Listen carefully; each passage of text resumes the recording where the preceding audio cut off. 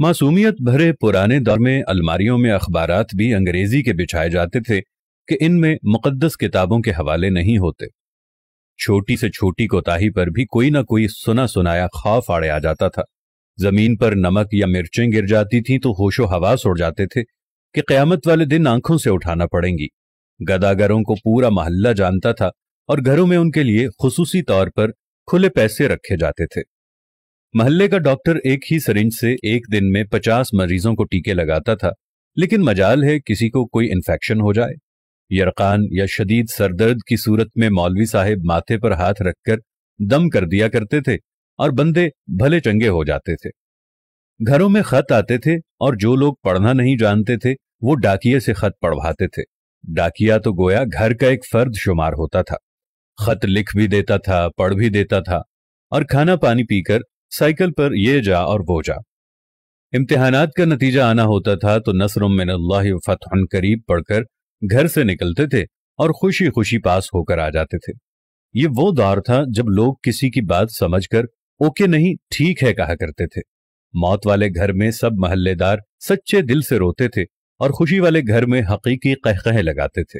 हर हमसाया अपने घर से सालन की प्लेट साथ वालों को भेजता था और उधर से भी प्लेट खाली नहीं आती थी। मीठे की 3 ही अकसाम थी, हलवा, जर्दा चावल और खीर।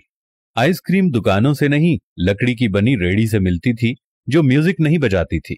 गली गली में साइकिल के मैकेनिक मौजूद थे। जहां कोई ना कोई महल्लेदार कमीज का कोना मुंह में दबाए पंप से साइकिल में हवा भरता नजर आता था। न्याज बढ़ती थी तो सबसे पहला हक बच्चों का होता था। दूध के पैकेट और दुकानें तो बहुत बाद में वजूद में आई। पहले तो लोग भैंसों के बाड़े से दूध लेने जाते थे। गुफ्तगू ही गुफ्तगू थी, बातें ही बातें थीं, वक्त ही वक्त था। गलियों में चारपाइयां बिछी होती थीं। महल्ले के बाबे हुक्का पी रहे होते थे और पुराने बुजुर्गों के वाकयात बयान कर रहे होते थे। जिन घरों में टीवी आ चुका था उन्होंने अपने दरवाजे महल्ले के बच्चों के लिए हमेशा खुले रखे।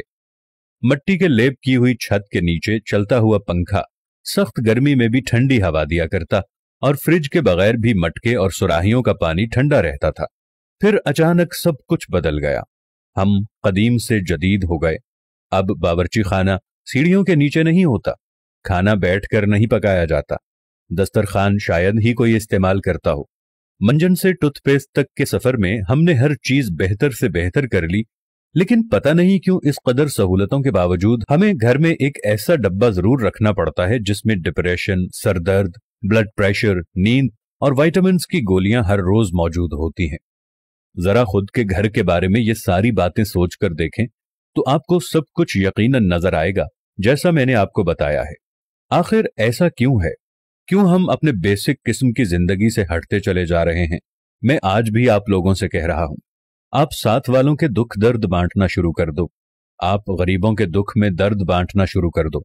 आप साथ वालों के साथ प्यार मोहब्बत रखना शुरू कर दो। थोड़ी सी माजी की जिंदगी को दोबारा अपनाना शुरू कर दो। मट्टी के बर्तन में खाना खाना शुरू कर दो। दुनिया जहां की नेमतों से दूर हट जाओ। ओवन और फ्रिज को इस्तेमाल करना छोड़ दो। प्रेशर कुकर को इस्तेमाल करना छोड़ दो। अपनी जिंदगी को सादगी की तरफ ले जाओ तो आपके घरों में रखा हुआ ये दवाइयों का डब्बा भी पहले की तरह यहां से गायब हो जाएगा। खुदावंद से दुआ है कि देखने वालों को सेहत कामिला और आजिला अता फरमाए। आमीन सुम्मा आमीन या रब्बल आलमीन।